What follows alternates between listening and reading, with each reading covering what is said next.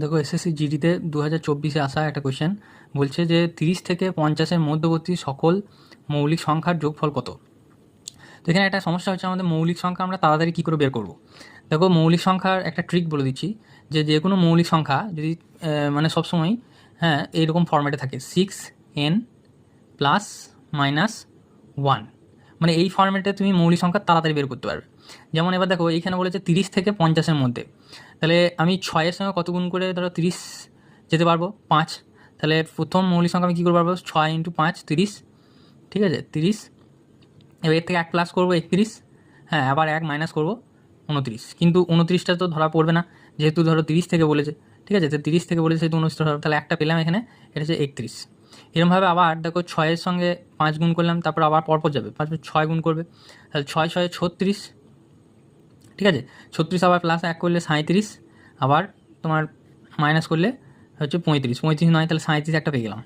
আবার দেখো 6 × 7 করবে, এবার 6 7 42, তাহলে প্লাস 1 করলে 43, আর মাইনাস 1 করলে 41, এটা দুটোই বটে 43 41, ঠিক আছে পেয়ে গেলাম। আর কী হবে 6 8 48, 48 প্লাস 1 করলে 49, আর মাইনাস 1 করলে 47, ওকে তাহলে 47 একটা পেয়ে গেলাম।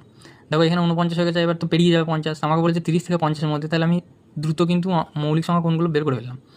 31 37 43 41 আর 47। এবার বলেছে এদের যোগফল, তাহলে এদের যোগ করো 31-এর 1, 37 8, তাহলে 7 7 রেখে 8, 8 3 11, 11 কে 12, 12 সাথে 19 এর 9, মানে লাস্টের যোগফলে 9 আসবে, 9 দিয়ে একটাই অপশান আছে, সেটা হচ্ছে 199, তাহলে এটাই হচ্ছে উত্তর।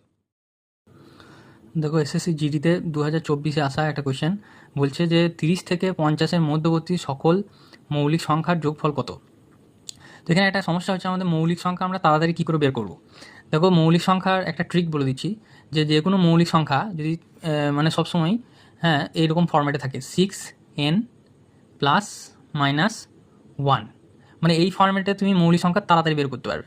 যেমন এবার দেখো এইখানে বলেছে 30 থেকে 50-এর মধ্যে, তাহলে আমি 6-এর সঙ্গে কত গুণ করে ধরো 30 যেতে পারবো 5, তাহলে প্রথম মৌলিক সংখ্যা আমি কী করে পারবো 6 × 5 30, ঠিক আছে 30। এবার এর থেকে 1 প্লাস করবো 31, আবার 1 মাইনাস করবো 29, কিন্তু 29টা তো ধরা পড়বে না, যেহেতু ধরো 30 থেকে বলেছে, ঠিক আছে, তো 30 থেকে বলেছে যেহেতু 29টা ধরো, তাহলে একটা পেলাম এখানে, এটা হচ্ছে 31। এরকমভাবে আবার দেখো 6-এর সঙ্গে 5 গুণ করলাম, তারপর আবার পরপর যাবে 5 6 গুণ করবে, তাহলে 6 6 36, ঠিক আছে 36, আবার প্লাস 1 করলে 37, আবার তোমার মাইনাস করলে হচ্ছে 35, 35 নয় তাহলে 37 একটা পেয়ে গেলাম।